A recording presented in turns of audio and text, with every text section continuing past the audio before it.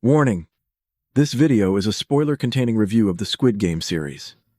As you know, the third season of Squid Game has been released, and this season is the final season of the series. Netflix's production, which has attracted worldwide attention, has now completed its main story. Although some side projects with new characters are on the agenda, Gi-hun's story ends here. So did the final season meet expectations? The answer is both yes and no. In the third season of Squid Game, the events are no longer confined to the borders of South Korea. The game has taken on a completely international format. At the beginning of this season, a new game board created by multinational investors completely rewrites the story to increase the viewing pleasure. The players are no longer just debt-ridden Koreans. Individuals from all over the world, from America to Brazil, Nigeria to India, with different socio-economic backgrounds, are part of this deadly race. This makes the series' critique of the global system even more tangible. In previous seasons, the games were mostly based on Korean children's games.